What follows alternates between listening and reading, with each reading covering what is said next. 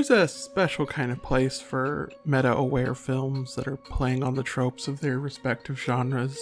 It's actually very difficult to do without seeming like you're trying to be a parody instead of a loving homage to your place of residence. Take, for example, a recent film, Blood Fist, made by Rooster Teeth. This was my very first weird kind of recap/review hybrid, where I went pretty in depth with my thoughts about it and kind of breaking it down. It starts very strong by highlighting and making jokes about the genre-savvy survivors and the killers who follow the rules, like the vampire who refuses to kill a virgin, but it quickly falls into the same bullshit that it's been lampooning for the entire movie. Stupid people start having sex even though being a virgin literally saved one of their characters' life. There's a grand sacrifice of a different character, the quote-unquote twist. All of it's just nonsense by the end of the film. On the other end of the spectrum is a film that's constantly brought up as a success, and some even credit it with popularizing this kind of meta subgenre, and that's Scream. It's a movie that spends the entire movie, even up to and during its climactic showdown between the killer and the final girl, poking holes in the history of the genre and referencing old movies and tropes without ever falling into its own pitfalls. You know, it's been about 20 years since Scream came out, so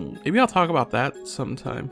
This week, however, I've been spending a lot of time watching British panel shows. Mostly a lot of Would I Lie to You? But I figured since I've spent so much time enjoying their television, I might as well give their horror movies a shot, right? Which led me to watch a movie called The Last Showing, which answered a question that I didn't know I had. What has Robert Englund been up to since he stopped being Freddy Krueger? The answer is this movie and still being Freddy Krueger. Short spoiler review is this. Robert Englund plays an old film projectionist who's grown kind of disillusioned with theaters, audiences, and movies in general, and has the idea that the only way for horror to evolve is for a movie to use real people in a real terrifying situation. And he's going to make that movie. And he actually does a pretty good job. I'll admit that I struggle to get into it at the beginning. It establishes its characters and the world and all of that. It's a bit of a slog, but after about 20 to 30 minutes, once the action is properly started, it held my attention pretty rapturously until the end. If you're interested in the premise, there you go. For everyone else, let's get into the detailed breakdown. We start with a nice little juxtaposition, a montage of watching the protagonists Martin and Allie's relationship evolve, while Robert Englund's character Stuart grows increasingly disillusioned with his work in the theater.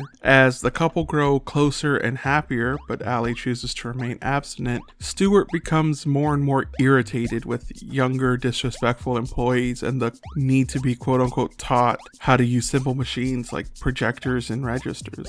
The actual movie begins with Allie convincing Martin to join her for a midnight showing of The Hills Have Eyes 2, which, if you've never seen it, isn't one of Wes Craven's better movies, but it's a meaningful reference here, seeing as how he's the same guy that did make Scream later in his career. Stuart begins having a small spat with his much younger manager about a screen being in the wrong aspect ratio and whether or not modern audiences care, but is distracted when Martin and Allie come in and uses that opportunity to drug Allie's drink while serving them, disguising it as a fault in the machine. As the couple watch the movie, Martin, who flat out states that he doesn't like horror movies, begins taking to antagonizing Allie with random noises, flicking popcorn, and trying to initiate romantic interaction, while Stuart has another confrontation with his manager about his multiple grievances over the years, leading to him quitting, and then attacking and knocking out his manager, then forcing the couple out of their theater. Allie rushes to a bathroom where she passes out from the drugs in her lemonade, but when Martin goes looking for her, he instead finds a film playing in one of the rooms, revealing that Allie has been taken, and that he needs to perform specific actions in order to get her back. He's then given a gun and seemingly free reign to search for Allie throughout the theater, which leads to him destroying a ticket booth to get to a phone that he finds disabled. Stuart, meanwhile, is taken to torturing his manager whilst explaining his ideas of horror movies, which is honestly pretty close to my issues with horror movies in the modern day, but releases him after creating a high-tension moment for his film. This leads to Martin assuming that the manager is the one behind the whole thing, which Stuart helps along by calling his phone at an inopportune time. This results in a struggle between the manager and Martin over a gun that ends with the manager dead at Martin's hand. Martin is then forced to rob the manager's corpse and the tills from the register before being led into a back area where he finds Allie tied to a chair and has his first face-to-face confrontation with Stuart, where he reveals that in this movie, Martin will be the villain and Stuart will be seen as the hero. Allie, who is unaware of the danger that they are both in and unable to remember passing out, goes to the bathroom to compose herself, getting them both locked in the theater. And when Martin reveals in an emotional panic that he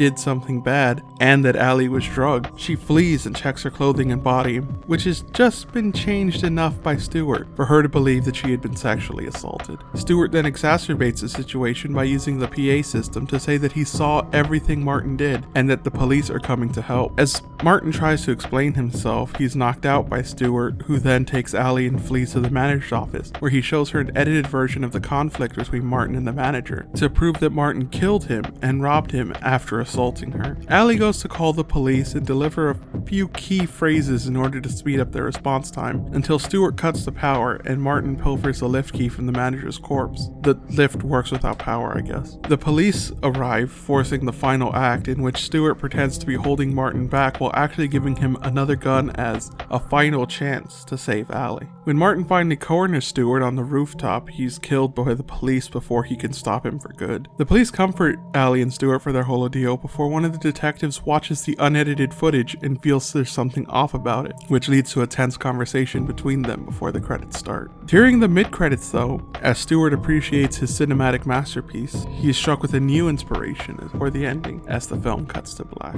I actually really love this movie for quite a few reasons, the primary being that Robert Englund is amazing as this mastermind villain pretending to be a innocent hero. If you watch the movie a second time, you notice that he does a lot of small inane actions that only pay off hours later. In a lot of movies that feature something like that, it kind of becomes a, well, what if the character had done this other thing, or what if he hadn't done this thing? Saw is a big perpetrator of these kinds of logic holes. But none of this requires any kind of leap or logic, or really relies on Martin doing anything unusual.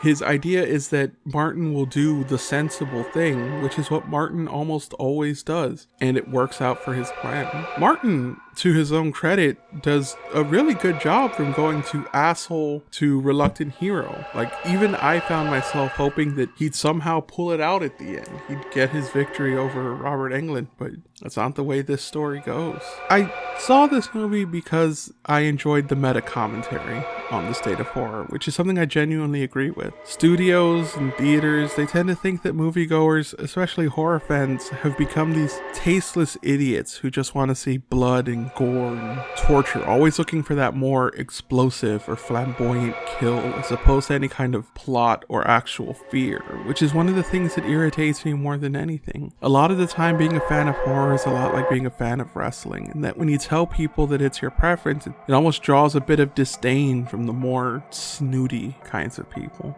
With that little aside, I'm gonna give this film a recommendation as an overall good time. Especially if you're a fan of Robert Englund. It's definitely something that I think people would enjoy, especially if you're a fan of movies and theaters like I am. So I'm gonna go ahead and give my sign off here because I have to begin work on a much more complicated project for next week. So, as always, whether you like, comment, and subscribe or not, you're still a friend to me. I'm gonna go home and sleep with my wife. Good night. We got place to go, things to do, people to see, and we gotta get it done right away.